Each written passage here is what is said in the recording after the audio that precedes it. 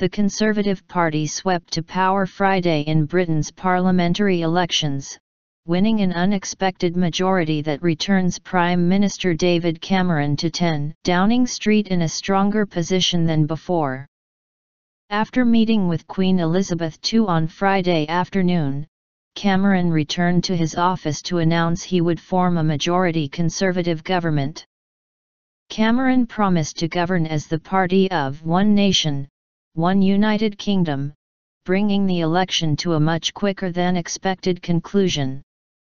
Polls ahead of Election Day had shown Conservatives locked in a tight race with the opposition Labour Party, raising the possibility of days or weeks of negotiations to form a government.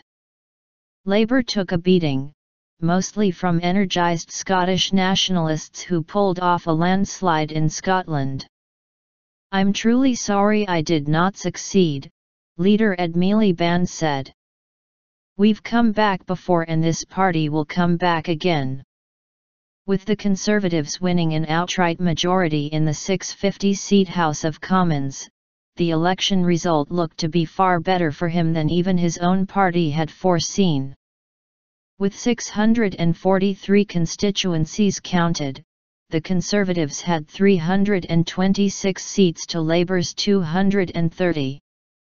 The Prime Minister beamed early Friday as he was announced the winner of his Witney constituency in southern England. "This is clearly a very strong night for the Conservative Party," he said. Cameron, who would be the first Conservative Prime Minister to win a second term since Margaret Thatcher, vowed to counter the rise of Scottish nationalism with more powers for Scotland and Wales. "I want my party, and I hope a government that I would like to lead, to reclaim a mantle that we should never have lost, the mantle of one nation, one United Kingdom," he said. Labour was rooted in Scotland by the Scottish National Party, which took almost all of the 59 seats. SNP leader Nicola Sturgeon told the BBC that the vote represented a clear voice for an end to austerity, better public services and more progressive politics at Westminster. "The Scottish lion has roared this morning across the country," said former SNP leader Alex Salmond, who was elected in the seat of Gordon.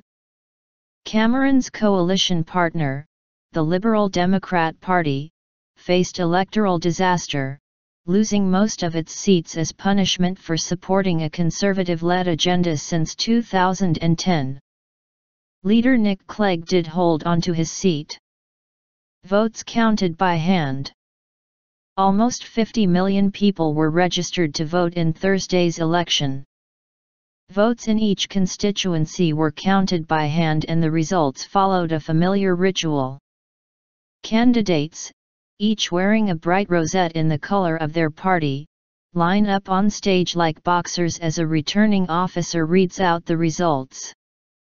But if the form was familiar, the results were often shocking.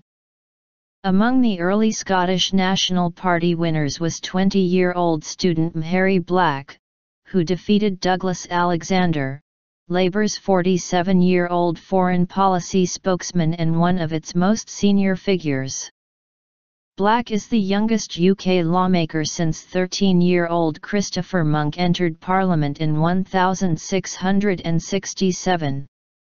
One of the big losers of the day was UK Independence Party leader Nigel Farage, who resigned after losing his race. His party ran third in opinion polls, but by early Friday had won only one seat because its support is spread out geographically. Britain's economy recovering after years of turmoil that followed the 2008 financial crisis was at the core of many voters' concerns. The results suggest that many heeded Cameron's entreaties to back the Conservatives as the party of financial stability.